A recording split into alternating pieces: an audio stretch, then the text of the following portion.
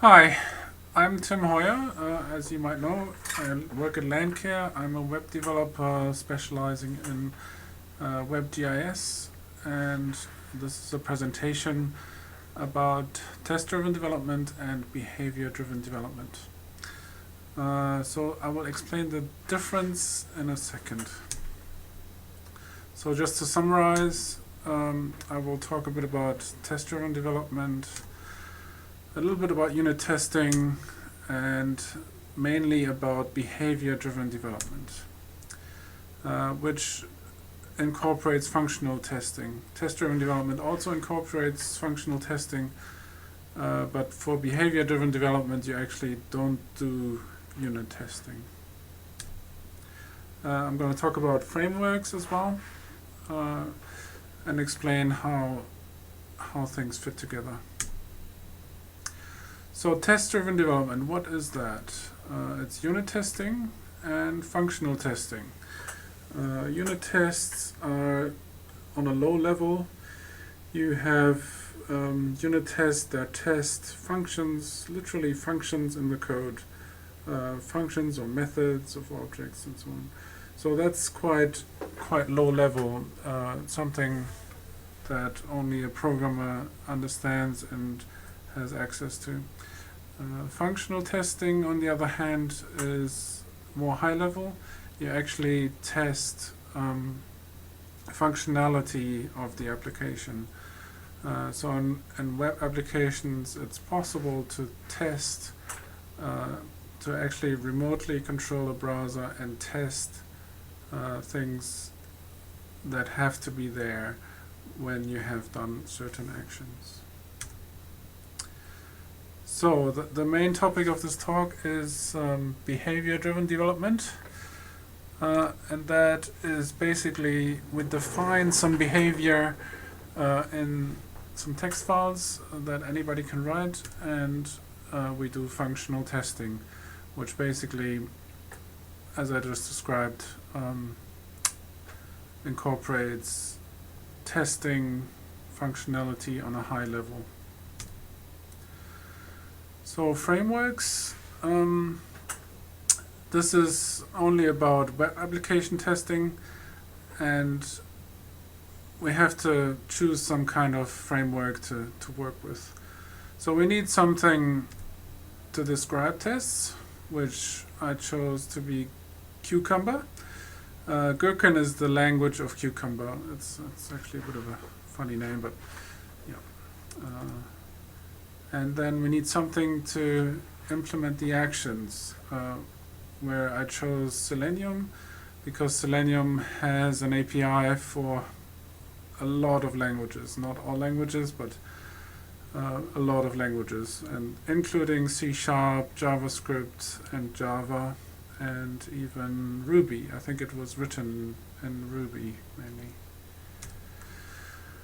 And as a headless browser, I used Phantom.js. A headless browser is a browser that does not have a display. It doesn't show anything. You can't actually see the actions the browser does.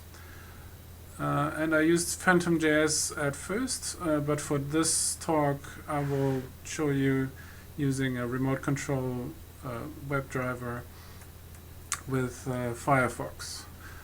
You can almost all browsers have a WebDriver, even Safari and Internet Explorer, so you can test on a Mac as well as Windows. And Linux, of course, since it always works.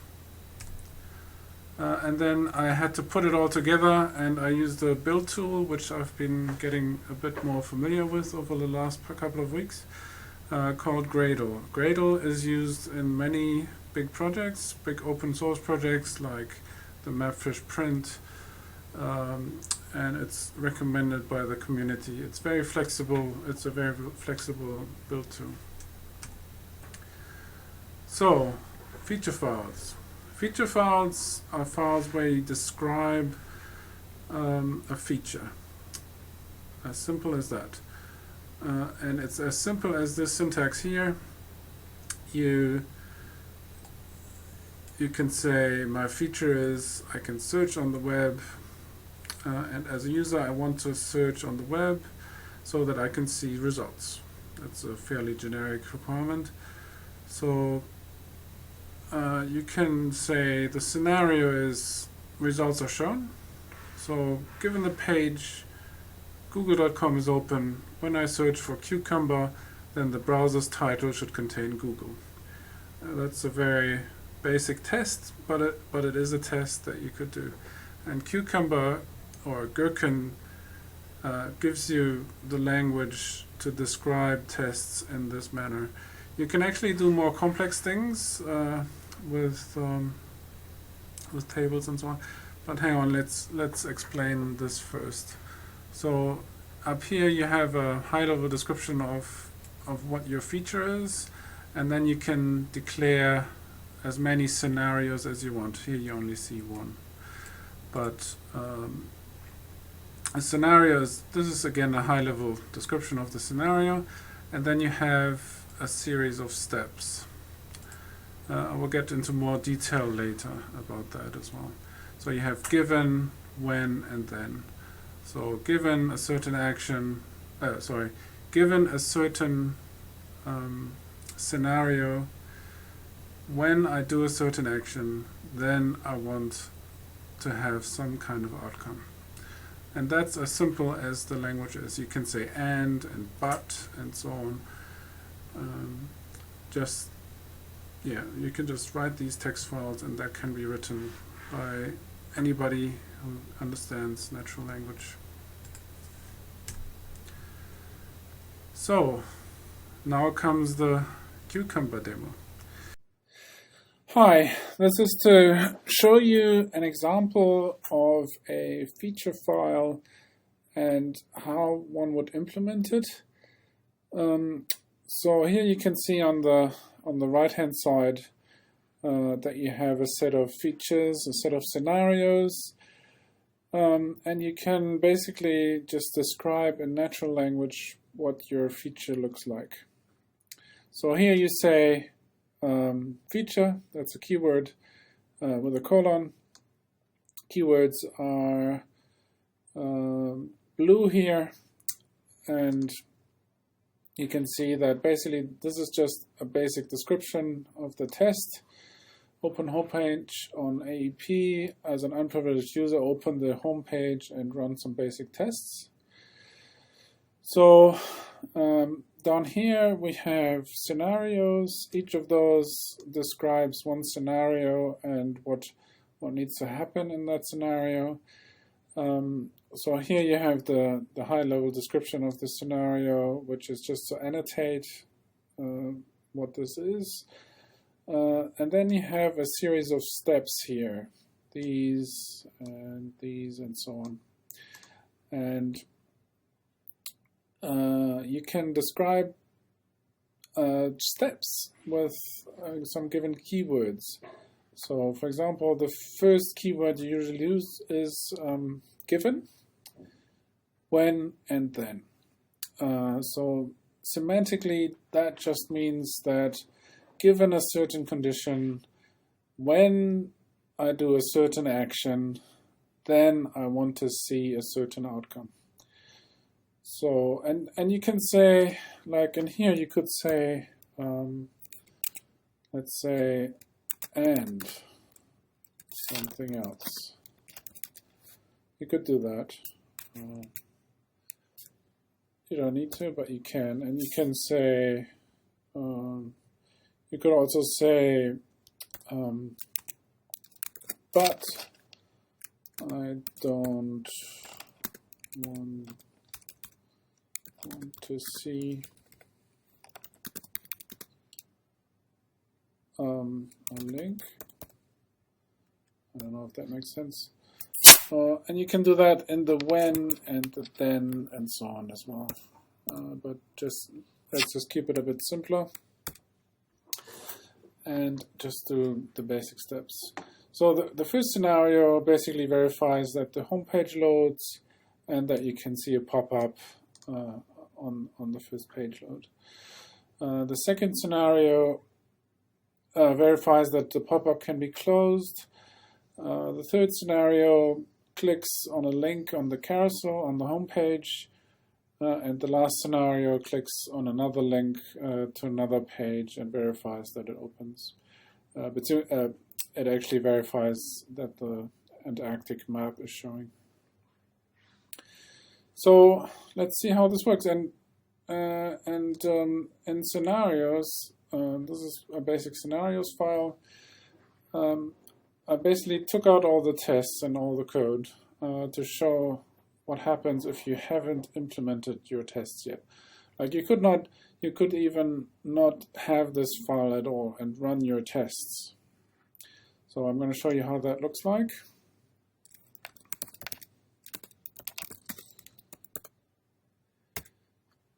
So if you do that, compiles the code and handles Cucumber, and then it shows you how you could actually implement those tests. So, and it actually gives you the Java code for it, or in other languages it would give you another language that implements the tests, and they all throw a pending exception, which means that it's a pending test. So if you want to implement it, you have to override that. So that's the basic setup that you have with Cucumber. And then I want to show you what happens if we have pending tests. As you see on the right-hand side here, I've basically just copy-pasted all the tests over, and they're all pending. So what does that look like? So I could just run it again.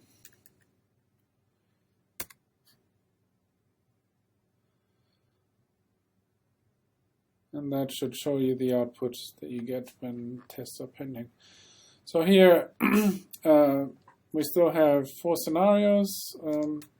As you can see here, 1, 2, 3, 4, and the steps are all pending. And for that reason, it just does the first couple and then just skips the other ones.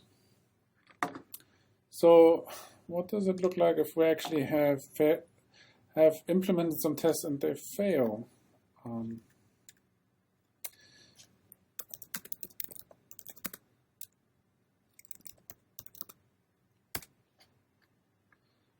So here we have some failing tests. I implemented a couple of other tests here as well, basically just using the example. This is using the Google page and so on.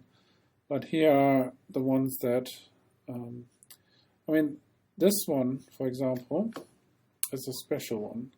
Oh yeah, I haven't actually covered that.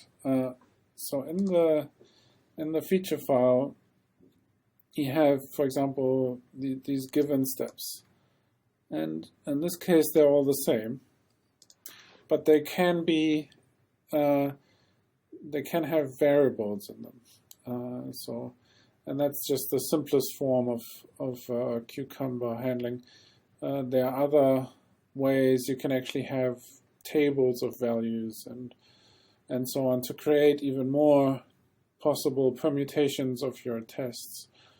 Permutations in this case just means that you have the same step actually handles multiple scenarios. So you can pass in variables like this one here. So this is just a URL inside double quotes, and that means Cucumber will pick it up and generate a regular expression that takes the stuff that's between the quotes and passes it into the test. So if you see here, given the page is open, and then you have here the Java code. So it's just an annotation given, and then a regular expression with the page is open, and then double quotes, and anything between double quotes, this is just a regular expression for that, is then passed into the pages open method. So in this case, it then takes the Selenium driver and opens the page. So let's just see and actually run this. We can do that the same way as before. And then we should actually have some failing tests. So here it should open up a web browser. There we go. It opened it and verified that there was something there. And it verified some other things.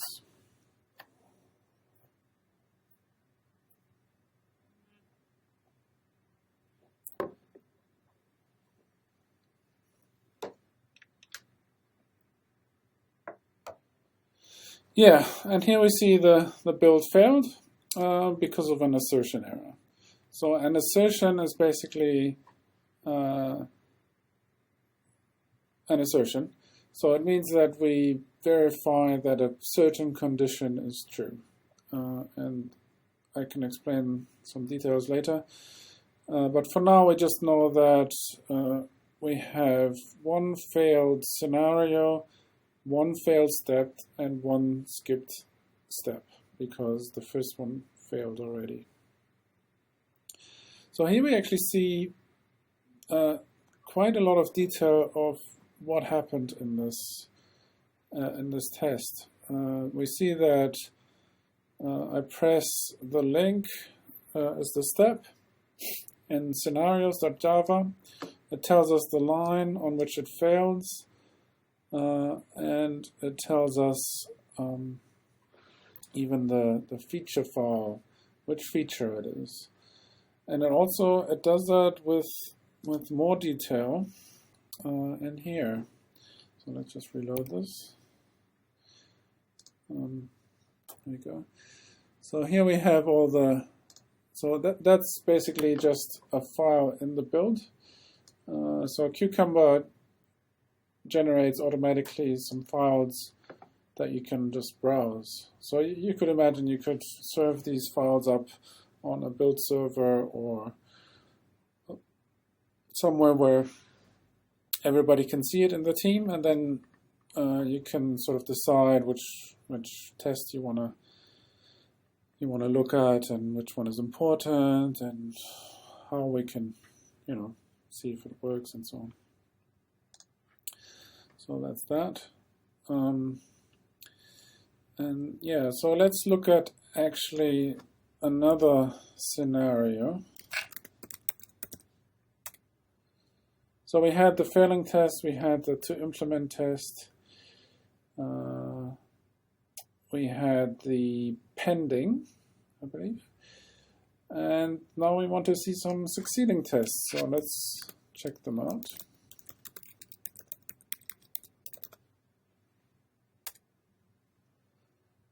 So then you should notice over here that the tests changed. So one assertion here, for example, basically just asserts that true is true, which is always true, so it won't fail. I just did that because it was quick to do. So I didn't write the proper test in this case, so I cheated a bit. So let's just run that again.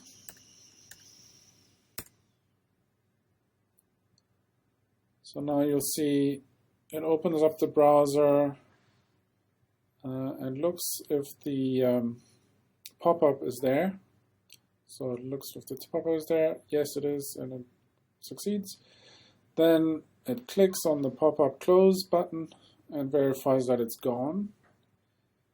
And then it clicks on the pop-up, clicks on the right arrow on the carousel, and verifies that it has the element there. And it verifies the map with Antarctica showing, which I haven't implemented properly, but anyway, the test succeeded. So you see that it succeeds. You can actually, I can show you, I'll show you first the test results. So if you look at this one here and reload it, oops, you can see that all the scenarios are indeed succeeding.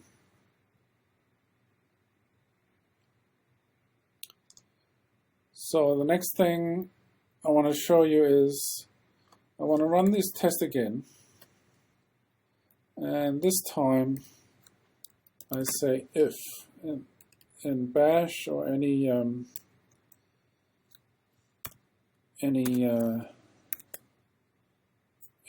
shell in Linux or Unix or Mac OS, you can check for the exit status of a command.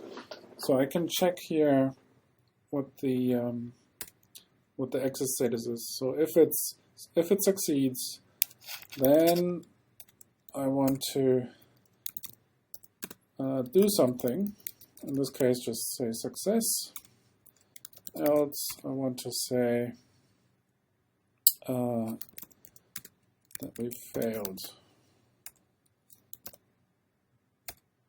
So if you run that, it runs through the whole test suite again. And in this case, it will succeed. So here we have the pop-up again. It's verified that it's there. We verify that when we click on the pop-up that it's gone.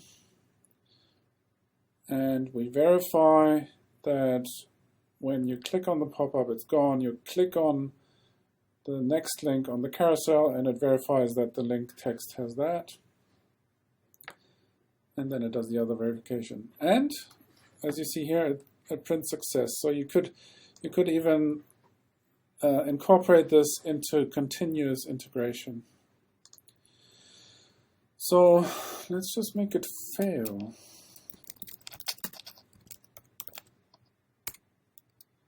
So if we then run the same thing again, it should actually show us the output of failed. Oh. Oh, okay. Sorry.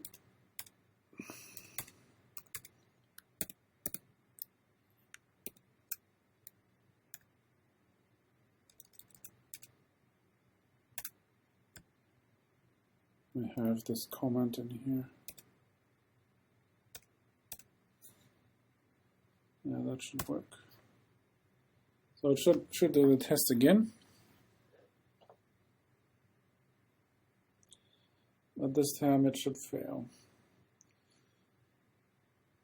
And when it fails, you could say that it doesn't deploy the application, for example. So you could run this on Windows. It should work on Windows as well.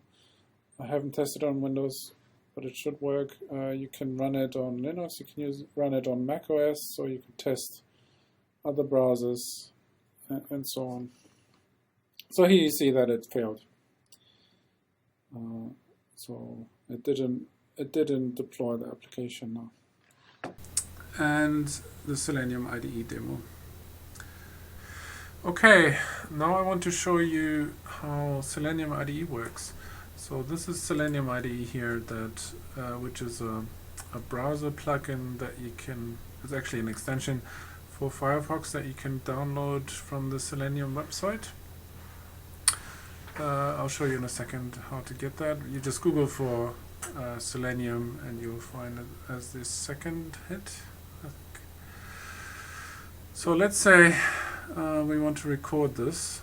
We can record actions in Selenium, and you will see in this little pane here that the actions will be recorded that happen. So let's say I go to that website, I click on close, I click on the next button, maybe another next button, and I click on the link. Oops. click on the link. And then you could, for example, verify that this text is displayed, or I don't know, that you get some kind of keyword here, or anything that's on the page visible. You can query the source code of it, or the page, and actually get the values back that are rendered in the browser that you use. So for example, I could then click here,